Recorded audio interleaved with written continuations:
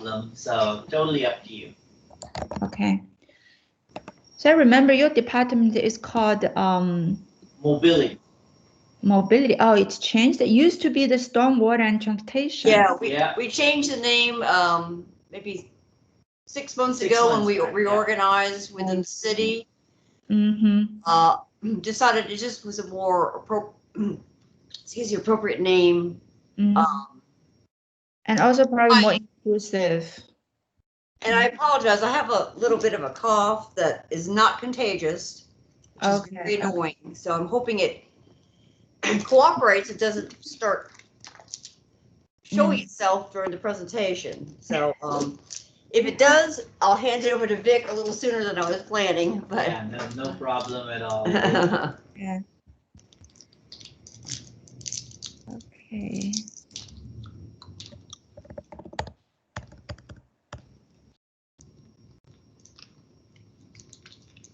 Let's see. Thank you, Ms. Duncan and Ms. Vika for presenting today. Yeah, actually. Yeah. Okay, I think we're waiting for more people to join us.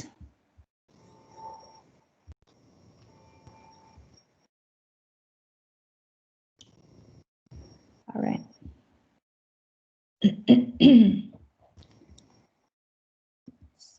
Oh, by the way, Jean, I sent you an email and asked about recording the presentation. Oh, I answered you, I thought. Oh, okay. It's fine with me. I'm sure it's fine with Vic too. Oh yeah, no problem. Great, great. Okay, cool. So maybe we should get started. So hello, everybody. Again, welcome to the Transition Research Seminar at USF. And my name is Yu Zhang, and I'm associate professor in the Civil and Environmental Engineering at USF. And today we have two distinguished speakers from the City of Tampa. And one is Miss Jean Duncan. And Jean joined the City of Tampa as a transition project design engineering back in 2003. And then later she was appointed as a transition manager in 2009. And then appointed as the director of transportation and the stormwater service department in 2014. And this, about 6-7 months ago, on February 5th, Jean was appointed by Mayor Jane Castro as the infrastructure and mobility administrator to oversee several different departments. And now her administration includes approximately 1,400 employees and a yearly budget of over 500 million. And I have known Jean for quite some time, and she's very actively involved in civil environmental professional, and also very supportive to USF, supportive to the local professional organizations, support to our transition research. So we are so glad to have you here with us and give us a presentation. And besides Jean, we also have Vic Hyde with us. And Vic is currently the director of the mobility at the City of Tampa, and used to be the transportation and stormwater service. And Vic has worked at the City of Tampa also for many years, starting from August 2013. And Vic is also alumni of the USF and graduated in 2004 with a master's degree in industrial engineering. So again, thank you for being here and thank you for accepting our invitation. And we very much look forward to your presentation. Thank you for that nice introduction, Dr. Zhang. And it's always a pleasure to be interacting with our USF students and WTS. Vic and I are so excited and appreciative to have such a great brain trust in our backyard with USF, Civil Engineering Department and CUTR. And so we want to have more interface between the city and USF so that students that are studying, whether they're a bachelor's degree or a PhD student, can have a real world experience in some fashion. It'll help them to decide what pathway they want to go forward on, whether it's research, working in government, working in the private sector. Sharing our resources together is always a good thing. So with that, I'll go ahead and get started because I don't want to crunch into our time. If you want to let us know when you'd want us to pause for questions and answers, I'm assuming maybe that might be around 12:45. Does that sound about right? Yes. Okay. The interpretation would be an hour. Hopefully we can leave, 10 minutes for the questions and discussion. Okay. We'll try to scale our conversation within that amount of time. Oh, because we have so many great things to talk about. And my understanding was just to share some information about the Infrastructure and Mobility Administration at the City of Tampa, which actually has a lot of feelers out in many areas of civil engineering and also, of course, transportation, which is of much interest to many of you that are tuned in today. So just real quickly, we have a really strong team. I've got a little org chart on the screen there. Got a couple deputy directors that help manage all of our projects and employees, and a set of directors that each has a portfolio of millions of dollars worth of projects and many employees. In front and center there, you see Vic Vide, who is our mobility director, which includes not only transportation engineering, operations, but also the stormwater component of the transportation system. Obviously, in an urban environment, our roads are our main conveyance of the stormwater. So he's got stormwater engineering as well as operations, traffic engineering, smart mobility, parking, greenways and trails. So his role as a director is very high profile and very encompassing within our organization. So if you switch to the next slide, I'll just give a little bit of facts about our portfolio. As Dr. Zhang mentioned, we've got over 1,400 employees, 6 departments. The mobility department, of which Vic is a director, includes 1,200 miles of city-owned roadways, 145 miles of bicycle facilities, which we're very proud of because it's only been in the last about 8 years that those bike facilities have come to fruition. Believe it or not, we've got about 45 bridges in the city of Tampa, miles and miles of ditches, which of course are such an environmental benefit to our water quality, 1,400 city-owned parking spaces, 10 garages. You can see some of the statistics on the slide there. I won't read every single thing. Our water department covers a 22 square mile of service area, 141,000 accounts. So you see the big footprint that we have in terms of providing transportation, water service. Same with our wastewater system. We've got over a 200 square mile area of service area. And again, our solid waste department, which picks up the debris and trash and utilizes our waste energy plant, has a big outreach as well as far as coverage within the city of Tampa. So I'll go to the next slide and just quickly give you a sense of the budget that we have within our organization. Our overall city budget is about $1.4 billion.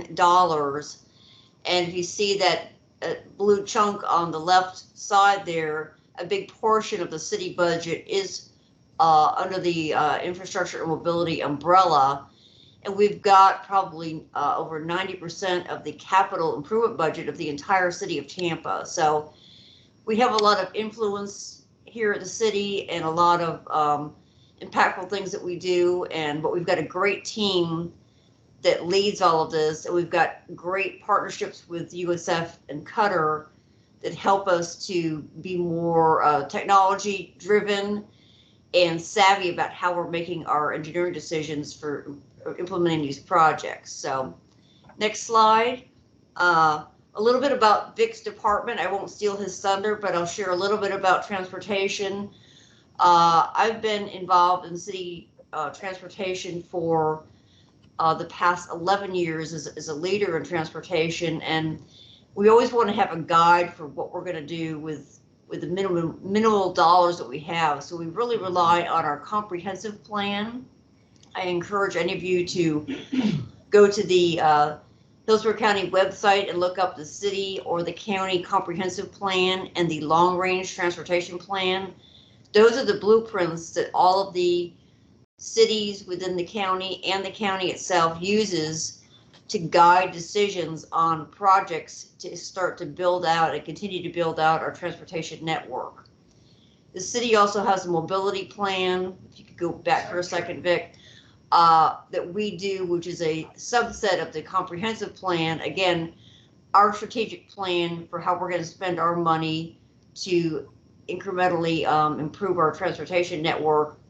What we started some years ago, which has been a hugely popular item and long overdue, is we created an actual walk-bike plan, which the city never had before, that comprehensively looked at how we want to start to put sidewalks and bicycle amenities and infrastructure within our transportation network. And over the years, we've partnered with the Metropolitan Planning Organization, Hillsborough County, and the State Department of Transportation to be able to implement many of these projects, which is now put us at closing in on 200 miles of bike infrastructure throughout the city and creating an actual network.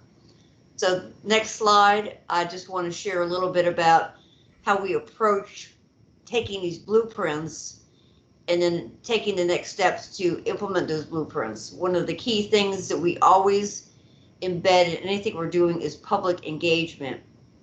Sometimes it's nice to be a researcher and be able to stay in your space and just have an academic experience and create all kinds of great ideas, but you've always got to at some point engage the public and get public buy-in, because you're always looking for money, you're looking for consensus. So that's a key part of anything that we want to do in the world of building things, is getting that public engagement and getting support for any projects that we're trying to do. We always are struggling with funding in the transportation world. We have gas taxes, which are starting to go down now, unfortunately, because of the economy. Our impact fees for transportation have not been increased for 30 years. And those are the only two dedicated fund sources we have for transportation projects. So we look for partnerships with USF, we look for partnerships with the DOT to fund the projects that we do, and we prioritize things very carefully, usually looking at our maintenance needs, safety issues, what are the congestion and bottleneck issues, and of course, how can we keep building out our walk-bike network. And we try to leverage opportunities with other partners to get these things done. Next slide.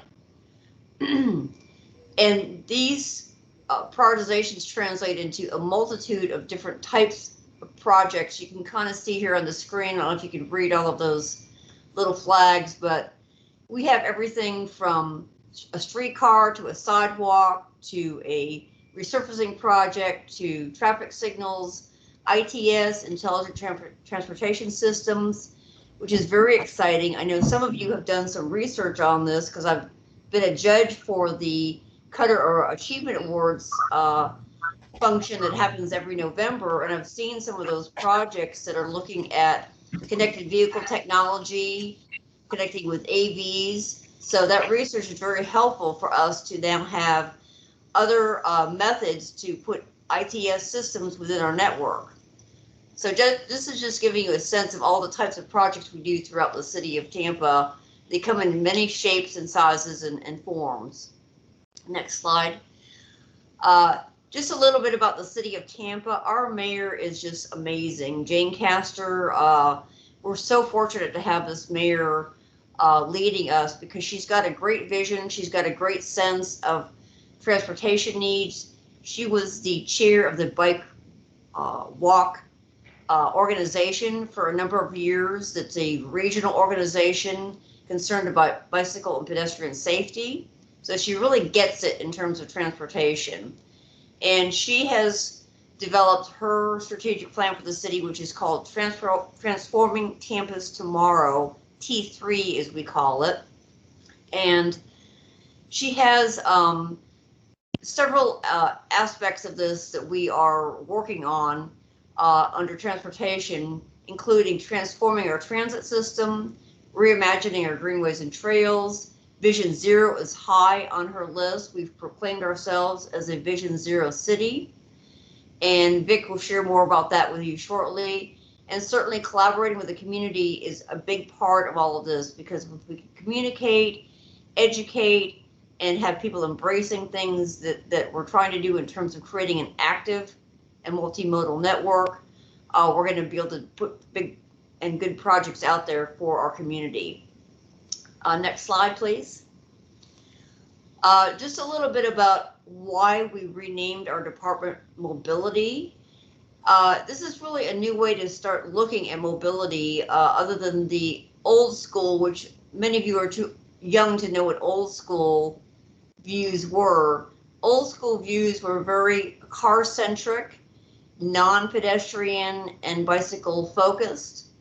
And that is just ancient history now. We've got to move forward with a Vision Zero lens. Vision Zero meaning our goal for the city of Tampa is that when you go out and use that right of way, that space for all of us to live, work, and play in, you can have a mode experience where you can be assured of a very safe transport and not have any sort of accident or death occurring. So Vision Zero basically means we want zero fatalities, zero incidents when people are out moving about the planet within the right of way of the city of Tampa. Another key part of our mobility focus is we've got to expand our greenways and trails to connect our neighborhoods, connect that with our bike infrastructure, and the more walking and biking opportunities we can give to people that are comfortable and safe, the more they'll decide to maybe, instead of taking their car, jumping on their bike, taking a walk, and having a nice experience as part of their transportation need to get from one point to the other. We also want to really look closely at how our land use and transit planning is coming along. Land use is what drives how our transportation network needs to evolve. And here at the city, we are looking at really putting a more robust planning group together to make sure that those city codes, that the comprehensive plan and rezoning decisions of land use are all creating an environment that is supporting a multimodal transportation network. We can't look at transportation with blinders on. We've got to look at the environment of which that transportation network resides and make sure it is blending and again, providing a good multimodal experience. So one last thing about this slide I'll just mention, I love this because it fits right in with the USF thinking, is we have sort of a philosophy of city as a lab approach. And that means we're open to testing new ideas. We're open to doing pilot projects. We're open to being innovative. And I know that's what USF and our students are all about, is let's do something better and more creative. And we're right there with you in that sort of thinking. So we look forward to all your new ideas that you will be bringing to us once you graduate and start working or researching. And please don't leave the city of Tampa. You got to stay right here. Don't move away. We want all that intelligence to stay here and help us make this city a better place to live. Yeah. Next slide, please. One more thing I'll mention about a major thing that's going on here in the city of Tampa. This is called our MOVES plan. We have our branding people that come up with these acronyms, which they get creative sometimes, but the MOVES plan stands for Mobility for All, Economic Opportunity, Vision for Sustainability and Resiliency, Equity, and Safety. And this is a update of our master plan for transportation, of how we're going to make decisions on investing our dollars to, again, develop and grow our transportation network here within the city of Tampa. We want to have a good blueprint and make sure we're using our money wisely and putting those resources where we're going to make the most impact and have a very safe and effective transportation network. Next slide, please. So one more thing to share about Vision Zero. I hope many of you have heard about Vision Zero. This is a very high bar that we're setting for ourselves here in the city of Tampa. But if you don't set the bar high, you know, you're not gonna reach high. And the mayor some months ago proclaimed the city of Tampa as a Vision Zero city for a number of reasons. One is that the city of Tampa often gets put on a list of one of the most dangerous places to live in terms of walk, bike safety. We don't want to be on that bad list anymore. We want to get off that list and be on the list of a safe place to walk and bike. And the way we do that is we start blending this philosophy of Vision Zero in all the projects that we do and the way we want our citizens and our city staff to behave in terms of how they decide to utilize the right of way. We want people to make safe decisions when they step out into the roadway. So through education, through the engineering, we will start to have this Vision Zero philosophy blended into the things we do and start creating a very safer environment for everyone that's using a transportation mode in the city of Tampa. Next slide, please. And again, zero is possible. I think Oslo, Norway, was one of the first cities that started this concept of Vision Zero, and it took a lot of people a while to wrap their head around, what do you mean by Vision Zero? But Oslo was successful with cutting down their pedestrian deaths to zero, and it's a culture shift that's required to make that happen. But if others can do it, so can we, and that is our goal, to work towards that Vision Zero and create a safe environment for everyone, no matter what kind of transportation mode they're utilizing. Next slide, please. So with this, I'm going to hand it over to Vic Bide, again, our mobility director here at the City of Tampa. I've shared sort of the philosophy and the planning and the overarching methods. Vic's the guy that gets things done and has actual projects in the ground. We'd love some of these to be a course opportunity for students to maybe be involved in some of our projects, and we'll certainly talk to Dr. Zhang about having those opportunities come to fruition. But with that, I'll turn things over to Vic to share some details about what we have going on here in the City of Tampa in terms of projects. Great, thank you, Jean. And I just want to do a quick sound check for everyone, because I don't know if you know, but Jean and I are in the same room but on different computers. So can you all hear me? Yes, very good. All right, good. Yeah. Well, Yeah. great, because I'm on mute, but Jean is not. So we're sharing mics and speakers.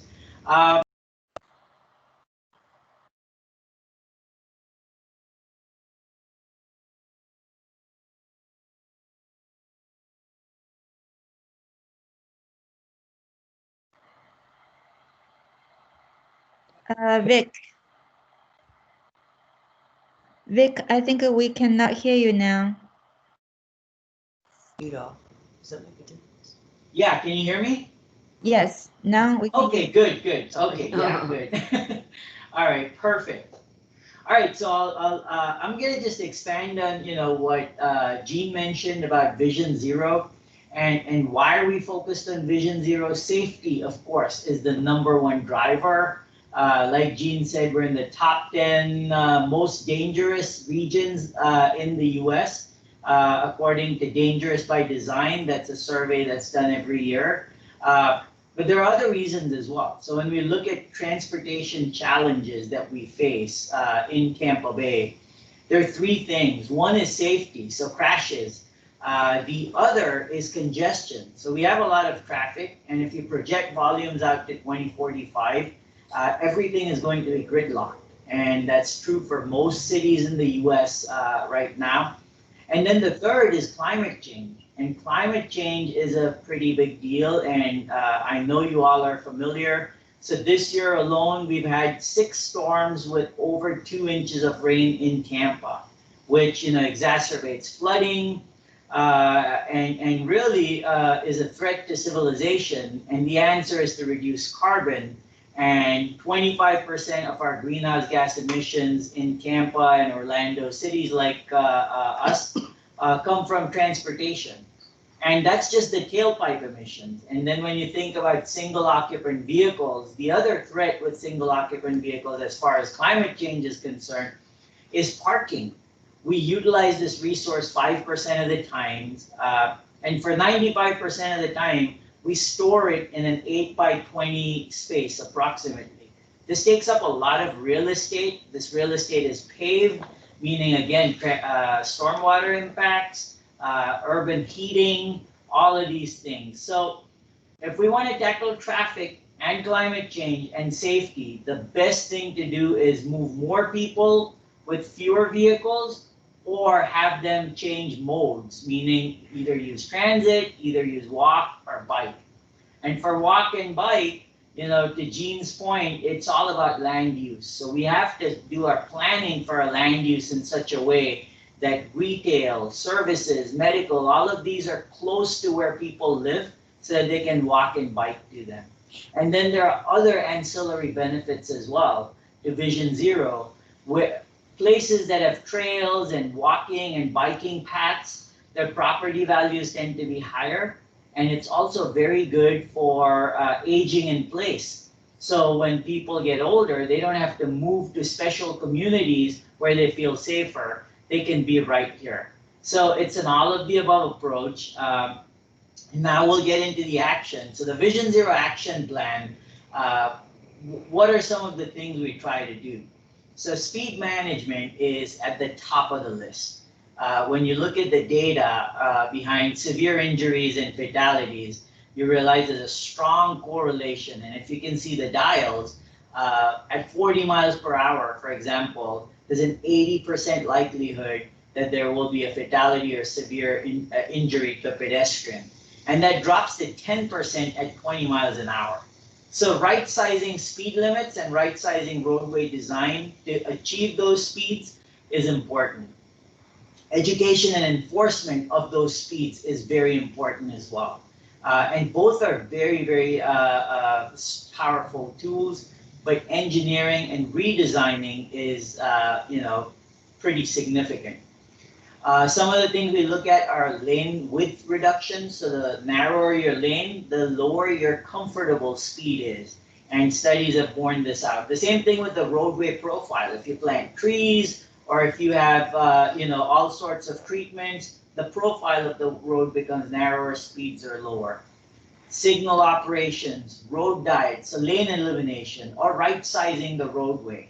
So if you have volumes of under 17,000 per day, and your peak volumes don't exceed, say, 1,000 vehicles an hour, we look at those as candidate corridors for reducing the number of lanes, improving the intersection operations, and then utilizing the remaining space for bicycle pedestrian facilities or green infrastructure.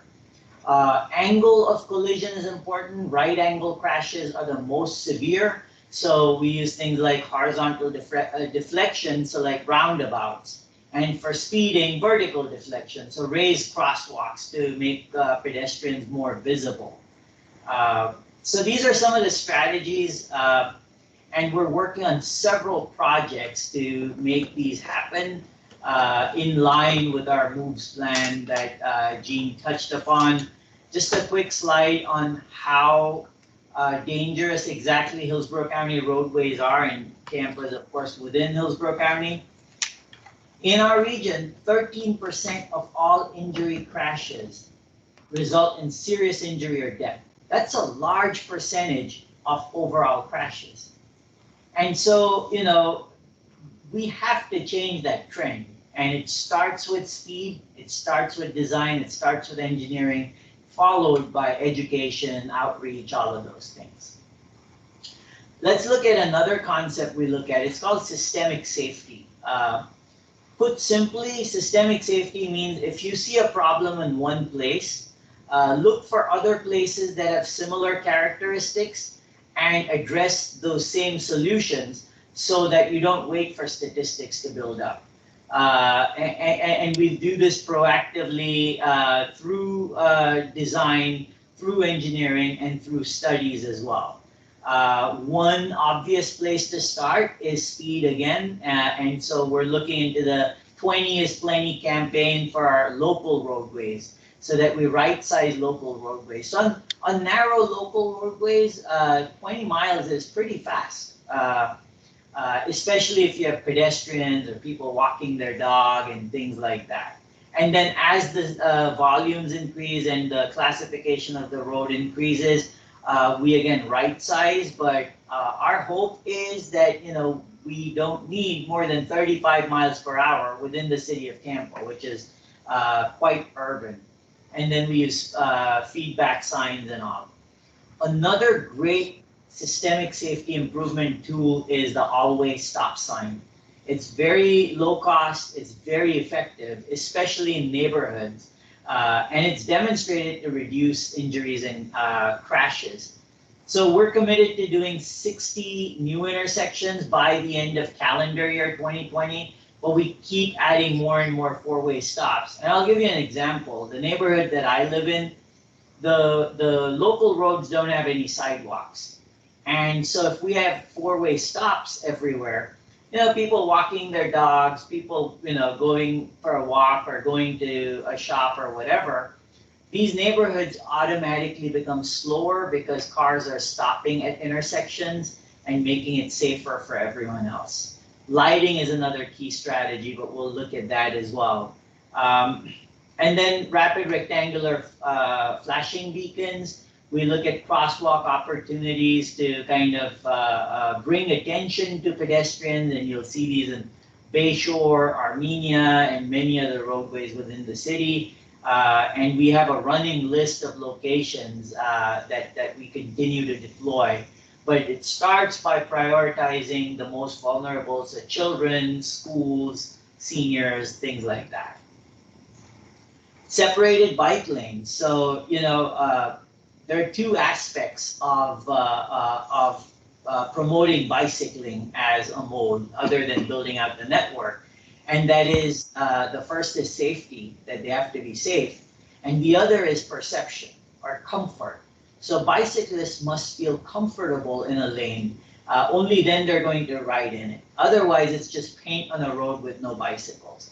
But you also need a network. That network needs to go someplace. So we're in the process of building it out. We have 145 miles so far, and we have projects you're going to see that we're adding, you know, many more. We have a program called Crosswalks to Classrooms. This is the mayor's signature program where we partner with schools, and we paint crosswalks near schools to, one, increase the emphasis. You know, they become higher emphasis, people notice them. The other is to kind of reflect the local theme. So we let the students in the school kind of pick the theme, and that way they feel more ownership over their own infrastructure. Even the people that are dropping their kids off to school and they're driving, they feel like, hey, we have more ownership over this. And we have several projects like this where we utilize art and we utilize paint to really emphasize and make places more safe. Another one is on Ashley Drive. You'll see it right in front of Curtis Hickson Park. I think these are pictures from maybe like a week ago, where we engaged an artist with the Downtown Partnership and painted these, and we're doing murals and things like that as well. Here's more on that same Ashley Drive project. We're painting curb extensions, which introduces more pedestrian space, but also just makes for, you know, a better place to live in. And then we have other initiatives like leading pedestrian intervals. That's where your pedestrian phase comes up before the vehicle phase, allowing the pedestrians to be in the crosswalk, become more visible and hence safer. And then we're making, you know, changes to buttons. We've added like 14,000 streetlights over the last 5.5 years. And we keep working on it. We are also working with TICO to upgrade them to LED. I think there's a slide on that. And we're partnering with, technology companies like Waycare that use Waze data. And I'm assuming that a lot of you are now familiar with Waze. It's like Google Maps, sometimes better. So we get raw data from Waze. We pair it with public sensors, and we get insights from the platform. It also identifies crashes and things like that. And then the same tool allows us to communicate with the public using Twitter or other social media platforms. The next level of this platform is predictive analytics, and we're partnering with FDOT on that because it needs way more sensors as well. Here's some of our, completed capital projects, and you'll see the before and after on the right side with Hyde Park Avenue. Initially, or the before is a roadway that, wasn't sure what it wanted to be, and the after picture, low-cost treatments, but, everything is in its place, and, you see the results. We have other concepts. So on the left, the two pictures, that's Flora Brask Avenue, actually all of them. But the top left is what it is today. It is a 4-lane, undivided neighborhood road, basically, with pretty low volumes. So this is where we're doing a road diet, 2 through lanes instead of 4. So it will be a 3-lane, undivided, but with significant pedestrian, transit, and bicycle treatments, like you can see, and then lighting improvements as well. And that becomes part of the overall biking network and connects to other places. We've got a couple of safety and roundabout projects on 34th Street at 34th and 21st and 34th and Lake. This is like the gateway to East Tampa, if you will. And roundabouts are, very well documented by Federal Highway to reduce significant injuries and crashes by up to 80%. Columbus Drive, another complete streets project, the before and after pictures. Construction should begin in November. So the thing about the after picture here is kind of going back to Gene's point on community engagement. So at concept development, we engaged the community. Initially, this was going to be a cycle track, but the community was like, well, we don't want a dedicated cycle track here. We want wider sidewalks and more landscaping. So we modified our design to still maintain a multimodal environment, but reflected the community's priorities. And of course, reduce crosswalk lengths, as you can see. I mean, especially between the before and after, the crosswalk lengths are almost half. So another thing with these is, we don't just look at vehicles, right? So when we do complete streets projects, we look at people moving capacity, and that depends on the context. So if you're, on Fowler Avenue, for example, the people and the vehicles are more or less reflective of overall people moving, because there aren't as many pedestrians comparatively until you get to like 15th Street or something like that, or around USF. Whereas a neighborhood street, pedestrians and bicyclists sometimes number as much, if not more, than the vehicles on that street. So you've got to look at how do we move people here and not just cars. And that was the traditional approach that Gene mentioned. All of our planning is based on, 20-foot metallic vehicle, and then we do origin destination studies between different clusters of sinks and sources of demand. This is a bridge rehab project. The before picture shows 4 lanes, 2 left turn lanes and 2 through lanes. This is the Brorine Street Bridge in downtown. We're dropping 1 lane, and the reason is, if you look at the outside left turn lane and the inside through lane in the before picture, a lot of people were competing to get into, each other's lanes there because they didn't know exactly which lane goes where. The bridge actually forks. on the other side. And so we weren't really getting capacity from those two lanes because there's constant friction, there's an elevated risk. So what we said was we'd eliminate the two center lanes and just have one lane, and that at the end of the bridge will just split into left or right, so there's no conflict, and then reallocate that space to expand bicycle and pedestrian ways that you can see on either side there. And then we've got innovation projects, using all sorts of cloud-based platforms, and then we do tactical urbanism, low-cost measures, open streets, street activation programs. For our parking systems, we're working on frictionless parking, meaning entry to lots and garages is without, stopping, opening a gate, pulling a card. We use license plate recognition for the whole thing and use apps for transactions. And then, of course, we have backup cash-based machines for people that are unbanked. And that's the other part, the equity part. 13% of the US population is unbanked. So when you do all of these digital services, you've got to be mindful of that and make sure there are offline options as well. We've got many other projects. This is a pilot project that, really didn't take off, but we wanted to emphasize that we also look at persons with visual disabilities.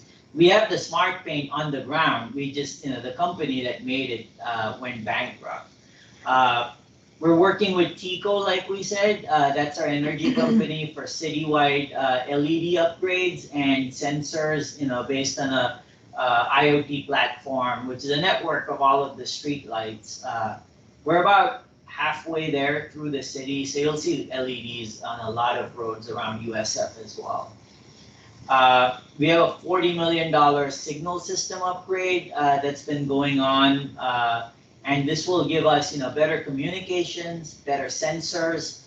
That way we can measure not just vehicles, but bicycles, pedestrians.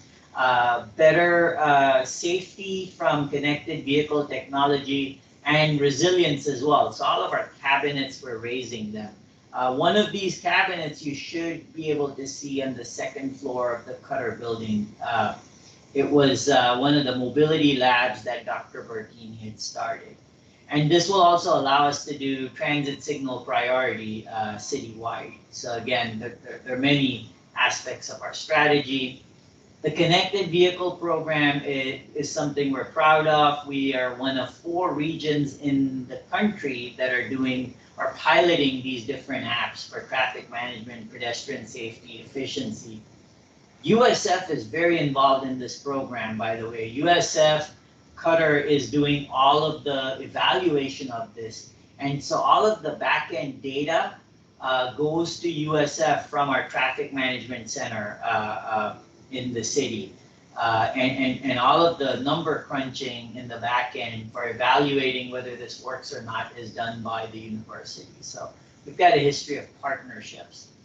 And we touched upon the streetcar, and we've had public meetings about the streetcar, and we're basically looking at modernizing the black line that you see in the map, and then extending, which are the red lines that you see, the loop from Florida to Tampa.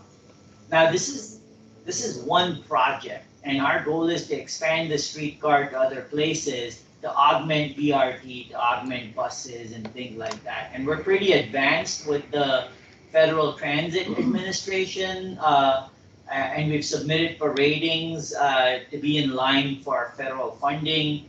And we're really hoping and praying that the surtax, I don't know if you're familiar with it, but the community voted for a 1 cent surtax, sales tax, about a couple of years back to fund transportation, which is being challenged. But if we get that, we'll be able to complete this project sooner rather than later. And this is what the project will look like.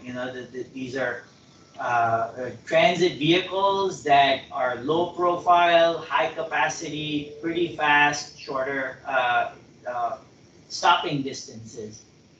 We just won a $24 million federal grant, by the way, the build grant to build out our West Riverwalk portion and complete what is essentially a 12.2-mile route from Bayshore all the way into Ybor City. So it's a pretty ambitious project.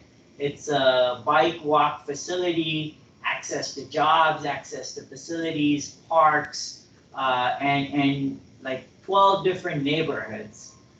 This is one rendition of it. On the left, you can see along the river, we plan to build out a living shoreline, meaning using local flora and fauna to improve resilience, to better support stormwater and weather storms. And a little look at our partnerships with USF, right? So you might recognize Jean and I in that picture with Dr. Genshaft and former Mayor Bob Buckhorn and Dr. Bertini as well.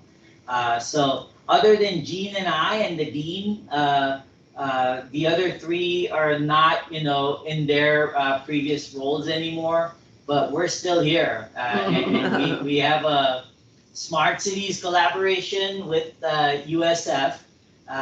We also formed with USF the Tampa Bay Smart Cities Alliance, and we're also part of the Metro Lab Network, which is an international city-university collaborative to test new ideas and understand, what works and what does not, so we don't reinvent wheels. It's a way to crowdsource innovation, basically.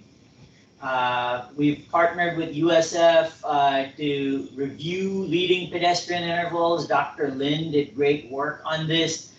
We've partnered with Dr. Zhang to review our scooter program and pilot using, again, IoT platforms and data that came from the scooter deployments as well. So we have a long history of working with USF. I myself went to USF, like Dr. Zhang mentioned. I worked at CUTR as well, so I'm a bull all the way. The same thing with Jean. And I think we're right at that time when we said we'll, do questions. So we've got plenty of information, but honestly, we're gonna buzz through that. And any questions? Let's open it up for that.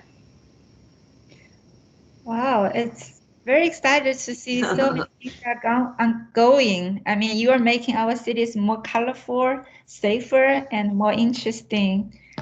This is a great presentation. Thank you. So do we have any questions from audience? You can either unmute yourself, present yourself and ask questions, or you can put in the chatting box. Either way. Hi, my name is Hussein. I had a question. Sure, go ahead. Vic mentioned that they're trying to increase the four-way stops in intersections in Tampa. Is there an analysis on how that will affect travel times in downtown areas? So, good question. Most of these four-way stops are on neighborhood and local roads, where relatively speaking, you already have, some hindrances to travel time with pedestrians on the street and things like that. We just want to reduce the speed. So there isn't as much of an impact on local roads. On collectors and arterials, we have different measures. We wouldn't use four-way stops there necessarily. We would do things like horizontal deflection, narrower lanes, or other treatments to slow down speeds. Thank you. Sure. Great. I want to ask questions to both Jean and Vic. So you mentioned the tax that actually passed or voted for by the citizens here. So what is the current status about that? Sure. So voters overwhelmingly voted for it. As our democratic climate goes, 62% within the city is a landslide, right? But then it was challenged by one of the county commissioners and an outside group as well.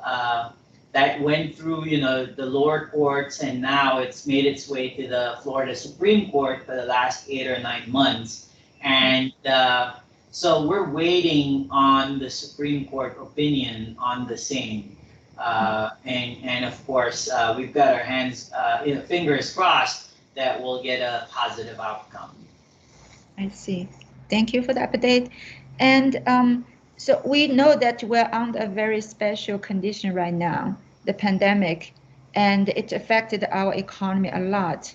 So hopefully, if the tax could become available, that's great. And meanwhile, I think, you have a lot of projects ongoing and also in the plan. So when you look forward, how do you evaluate the impact of the pandemic to our city, and especially to the mobility and infrastructure of our city? Great question. That's a very good question. So a real quick precursor to that, after the pandemic hit and it impacted, all of our lives basically, right? Here we are. Otherwise, we'd all be in CUTR 200 by now. So,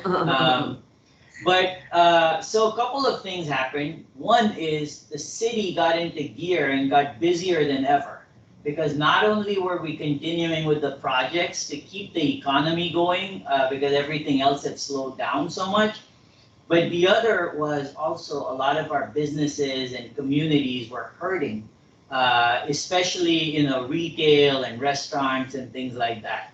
So as soon as it was safe to do so, our mayor decided to really invest in business recovery programs and community recovery programs.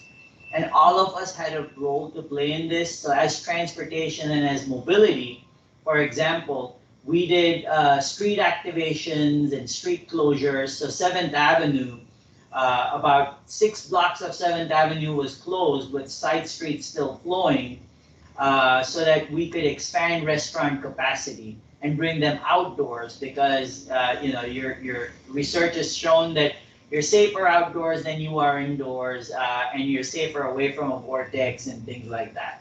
And that had a lot of planning as well. So we had pickup drop-off zones, we had food delivery zones, things like that, because that's how these businesses were making money, was Uber Eats and all of that. But at the same time, expand capacity.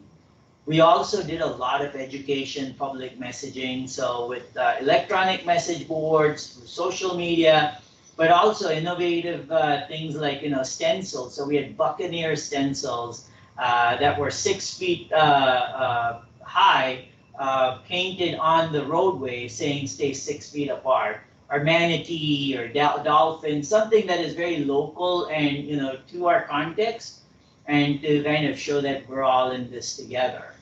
But what do we take away from this? First, is transit.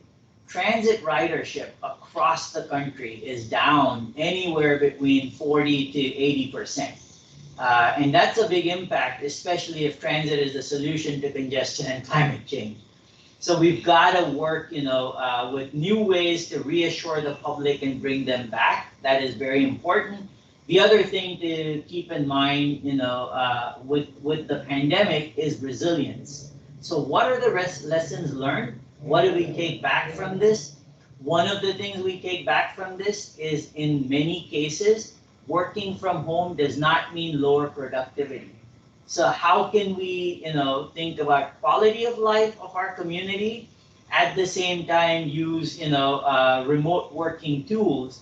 Because if you look at the traffic situation now, the other lesson learned is, while a lot of professionals are still working from home, about 80 to 90% of our traffic volumes are back, but the congestion isn't back as much because it's those peak hours, school and commute to works. That's where the reduction has happened. So this kind of emphasizes that most of our traffic and congestion problems are only 4 hours of the day. And so there has to be better ways to manage that time rather than building more lanes and building more infrastructure. Mm-hmm. Totally agree. Yeah. I mean, we can feel during the summer, the road congestion is much better when we do not have to yeah. them up to the school. Yeah. Any other questions from audience? Hello, Mr. Vic. I'm Trang, and Can I have a follow-up question with your comments on the transit ridership? So actually last week, we had Mr. Mingao from FDOT spoke about the different bus priority highway transit focused highway projects. And he was saying that actually for us to be able to encourage people to use transit, maybe we would make parking more expensive or, more unavailable. So actually, I guess our city has one of the lowest rate of parking fees across the similar metropolitans. So would our city consider somehow, making parking a bit more expensive or something? That is a great question, Trang. Excellent point. Jean, you want to take this? No, I'll let you take it, Vic, but Right. Trang, she's always got some really good questions, so that's a good one. We've got a great answer for you, too. And yeah, so we're thinking exactly alike, Trang. One key part of the T3 process was reinventing urban parking. The first part of reinventing urban parking is using pricing to incent behavior. So we are working right now. In fact, at the next council meeting, we have an item to execute increased parking rates. And it's not just increasing the parking rates, we're doing some structural changes as well. So for example, our on-street parking, so street parking is cheaper than garage parking, which really makes no sense because that means people are driving around downtown trying to park on the street because it's cheaper, increasing emissions, increasing congestion. So we're going to flip that. We're going to make on-street more expensive than off-street. So that's one thing. The other thing we're doing with parking pricing is introducing demand pricing.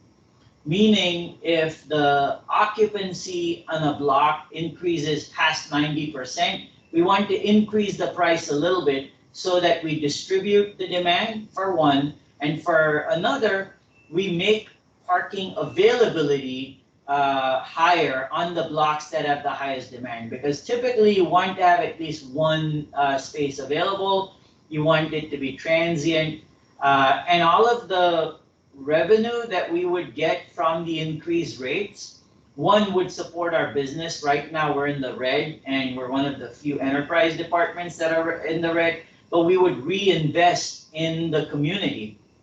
So we'd reinvest in technology, we'd reinvest in reimagining our garages or to be more mobility hubs that have first mile, last mile connections, and also other advanced connections, because if we want people to go to active transportation and transit, we need to start with where they are, which is in their single occupant vehicles.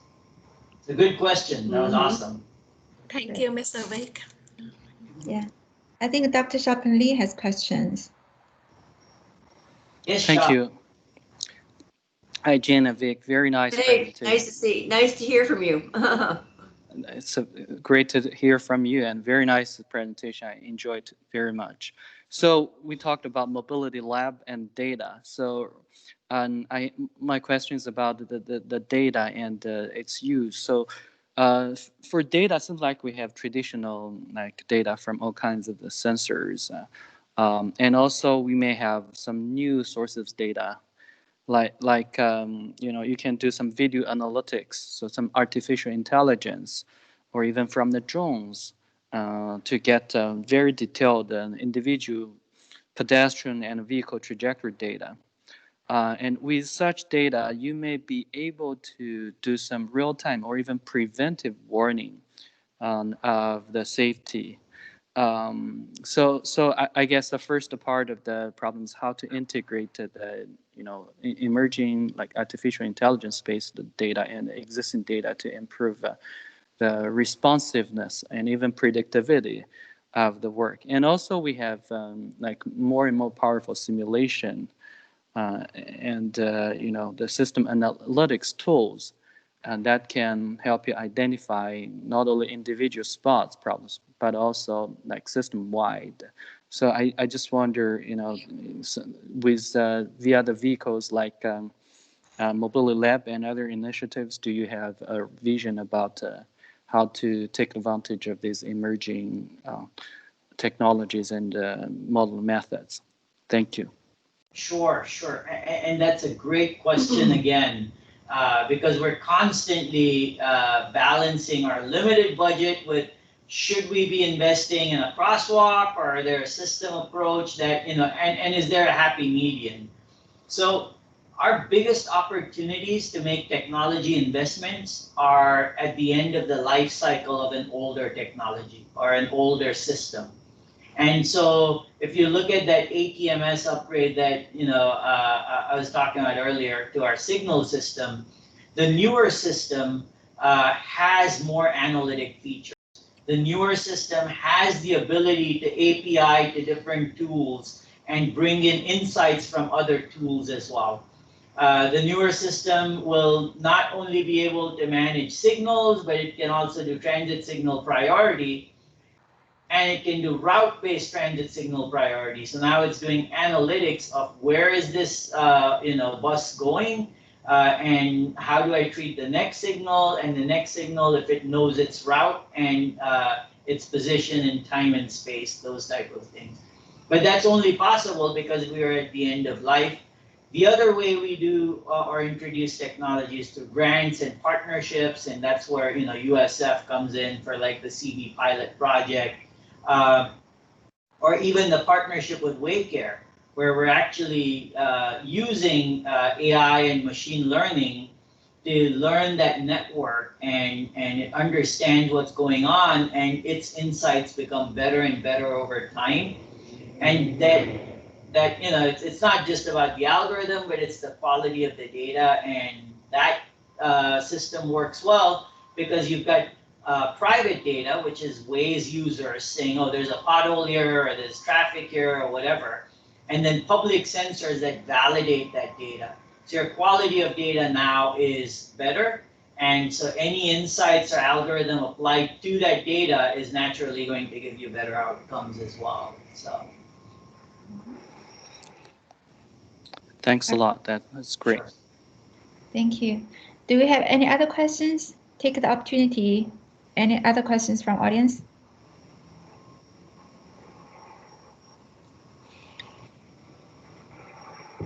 All right. One more question, sorry.